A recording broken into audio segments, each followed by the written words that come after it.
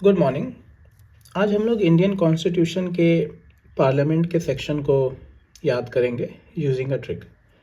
Parliament का main काम होता है लॉ बनाना और सिटीजन का काम होता है उन लॉ के डिटेल्स को थरली याद करना। कैसे? बाय क्विकली स्टडिंग देम, ताकि जो स्ट्रेस है वो हमारा कम हो जाए। तो इसी से रिलेटेड हमारा ट्रिक है। ट्रिक ये है, please remember law details thoroughly. ठीक है। Quick study reduces stress regularly. ठीक है। अब हम लोग देखते हैं कि इम्पॉर्टेंट आर्टिकल्स कौन कौन से हैं। पहला आर्टिकल है आर्टिकल 79। इसे आपको याद करना पड़ेगा पी से, प्लीज़। पी से पार्लियामेंट। पार्लियामेंट तीन चीज़ से बनता है।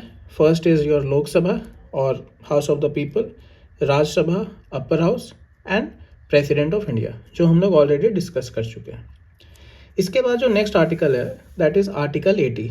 इसको आपको याद करना पड़ेगा आर से, रिमेंबर। आर से हो जाएगा राज्यसभा। अब राज्यसभा में कितने मेंबर्स होते हैं? 238 मेंबर्स होते हैं from states and union territories, और 12 मेंबर्स होते हैं नॉमिनेटेड होते हैं इन फील्ड से, लिटरेचर, साइंस, आर्ट या सोशल सर्विस। राज्यसभा एक परमानेंट बॉडी होता है, लेकिन उनके 1/3 मेंबर्स हर 2 साल में रिटायर हो जाते हैं। ठीक है। नेक्स्ट आर्टिकल जो है वो है आर्टिकल 81, और इसको आपको याद करना पड़ेगा लॉ एल से। लॉ एल से लोकसभा। ठीक है। तो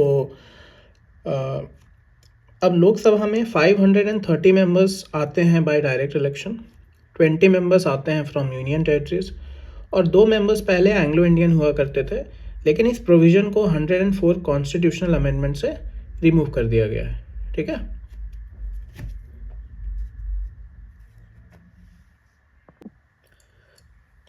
now the next article is article 82। इसके लिए हमें याद करना पड़ेगा डिटेल्स। डी से डिलिमिटेशन। डिलिमिटेशन के रिगार्डिंग जो भी लॉज हैं वो पार्लियामेंट बनाएंगे, और उसका इफेक्टिव डेट डिसाइड करेगा president of India. Next article is article 83। इसके लिए अपने को याद करना पड़ेगा लॉ डिटेल्स थरली। तो टी से हम लोग याद कर लेंगे टर्म या ड्यूरेशन। लोकसभा का टर्म होगा 5 years unless dissolve. Emergency case में एक्सटेंशन मिलता है 1 year एट अ टाइम, और इमरजेंसी ख़त्म होने के बाद 6 months तक मैक्सिमम जा सकता है। राज्यसभा का वी हैव ऑलरेडी डिस्कस्ड कि ये एक परमानेंट बॉडी है, लेकिन 1/3 मेंबर्स इसके हर 2 साल में रिटायर होते हैं। Next article is article 84। इसके लिए जो फ्रेज़ है वो है क्विक स्टडी। क्यू से हम लोग याद कर लेंगे क्वालिफिकेशन। क्या होना चाहिए? एक MP का क्वालिफिकेशन, सिटीजन ऑफ इंडिया।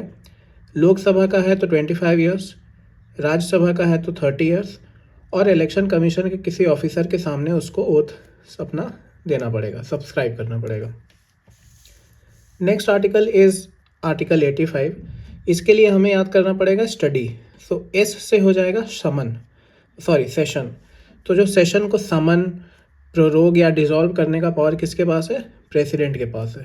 समन का मतलब होता है कॉल करना, प्रोरोग का मतलब होता है सेशन को एंड करना, और डिसॉल्व का मतलब होता है हाउस को ही टर्मिनेट कर देना। ठीक है।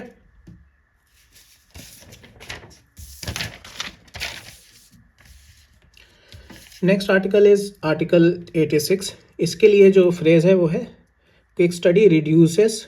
ठीक है। आर से राइट ऑफ प्रेसिडेंट। पहला राइट है कि वो ईदर हाउस या बोथ द हाउसेस टुगेदर को एड्रेस कर सकता है, और मैसेजेस वगैरह भी किसी हाउस में वो सेंड कर सकता है। Next article is article 87। इसके लिए फ्रेज है रिड्यूसेस स्ट्रेस। एस से हो जाएगा स्पेशल एड्रेस बाय प्रेसिडेंट। ये दोनों हाउस को एक साथ एड्रेस करता है कब? After each general election of the Lok Sabha और after commencement of the first session of every year. ठीक है। Next article is article 88। इसके लिए याद करना पड़ेगा रिड्यूसेस स्ट्रेस रेगुलरली। आर से याद हो जाएगा rights of ministers and attorney general of India. All ministers and attorney general के पास राइट है, right to speak, take part in proceedings of either house, joint sitting और कमेटी में, लेकिन उनके पास क्या राइट नहीं होगा? वोटिंग का। ठीक है।